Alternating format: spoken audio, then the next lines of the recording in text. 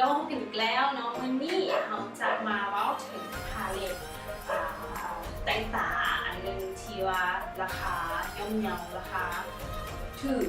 แต่ว่าดีใช้ได้จริงเนาะสำหรับพาเลตวันนี้เนาะมันเขาจะใช้ของตัวนี้เลย NYX Soft and Rosy Palette เนาะซึ่งว่าพาเลตตัวนี้น่ะมันออกมาในระยะหนึ่งแล้วออกมาน้ำกันมีทั้งหมดเป็น6สีหน้าตาเป็นแบบนี้เนาะแล้วมันจะไล่สีให้มาเลยเป็นสีอ่อนจนถึงเข้มและในพาเลตนี้เนาะมีสีชิมเมอร์ที่เป็น3สีแล้วก็สีแมตต์อีก3สีสีชิมเมอร์ของเขาเนาะเดี๋ยวจะสวอตให้เบิ่งเด้ออันนี้คือเป็นแบบสีชิมเมอร์เนาะจะบว้าวหลายเนาะแบบมันสามารถแต่งได้แบบเป็น everyday look สิเนาะจะบ่ได้เป็นแบบกลิตเตอร์ซูเปอร์กลิตเตอร์ชิมเมอร์น้อยๆส่วนว่าสีแมตต์เนาะคือมีสีนี้ลักษณะแบบนี้เนาะเป็นสีอ่อนถึงสีเข้มจับคู่กับสีชิมเมอร์มาเป็นสำหรับเหมาะสำหรับ beginner ที่ว่าจะแต่งหน้าใหม่ๆเนาะราคากับโบแพงสำหรับลุคนี้เนาะเมนเฮาถ้ากันตอนนี้เขาจะเอาสีที่2เนาะแล้วก็อีกสีแล้วก็สีที่4จะมีออกเป็นม่วงอ่อนม่วงหัวอ่อนแล้วก็ม่วงดอกมะเขือมาผสมกันเลย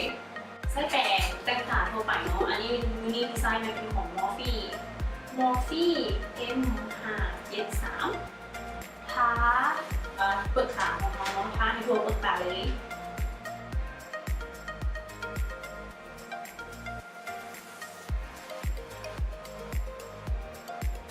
ออกมาไม่แน่นนะ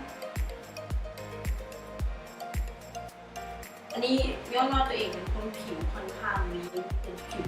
ทางสีแทนเนาะก็เลยว่าเขาจะมาเน้นไซส์ตัวนี้หลายผิวจ้ะสีที่2นี่เป็นออกเป็นม่วงเนาะก็ให้มันแจ้งขึ้น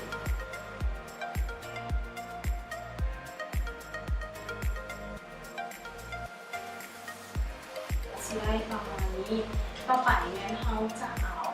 นี้เนาะตัวที่3มีมาทาบริเวณตัวทั้งต่ำตัวต่ำเนาะวันนี้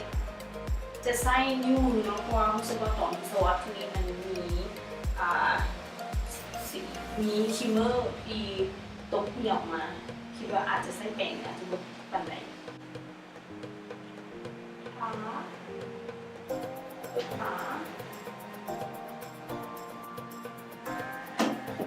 ทาบริเวณ2/3ขอ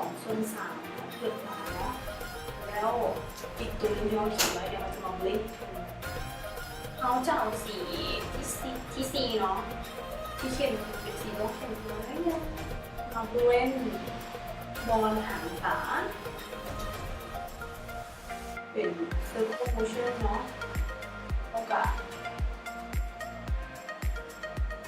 move and forward คือเขาจะโบเกียให้ทาตัวชิมเมอร์ที่เขาทาที่เนาะแต่ว่าให้ทาถึงนี้เกียเบาๆถึงตุ้มเขาจะเอาสีที่เป็นสีที่เข้มสู้ๆนี่เนาะคือสุดท้ายนี่มาทาโคนขนตามีแต่ใช้ถือก่อนมาทาบริเวณนี้เพื่อให้เบิ้งคือเขามีขนตาที่ว่าลายเนาะใช้แป้งเป็นขนตาตัวนี้เนาะนี่เป็นของเรียวเทคนิคเอามาจิ้มตัวนี้เลยผสมกับตัวนี้เนาะดูซะ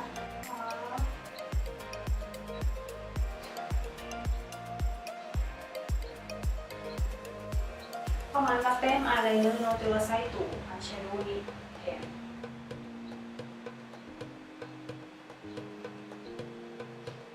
ต่อไปเป็นเขาจะเอาสีนี้เนาะสีม่วงเข้มนี้ผสมกับตัวนี้อ่อนๆนิดนึงเนาะโปรโมทนะคะบริเวณขนตาลูกของเขาแล้วเอาสีที่เข้มที่สุดนี้เนาะมาทาวนเจ๊ๆไปแล้วต่อถึงกับตัวอะไรนี่เนาะสั่งเมื่อกี้นี่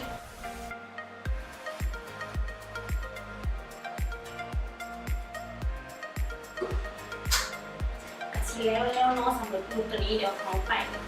ดัดขนตาแล้วกันใส่มาสคาร่าเลย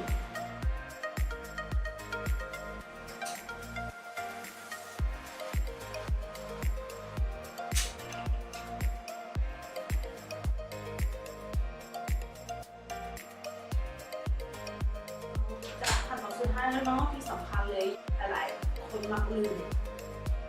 ก็คือการทามาทาลิ้นเขาจะออกสีนี้เลยสีวาแจ้งที่สุดเนาะเป็นสีชิมเมอร์สีเป็นที่น้องมาทาเขา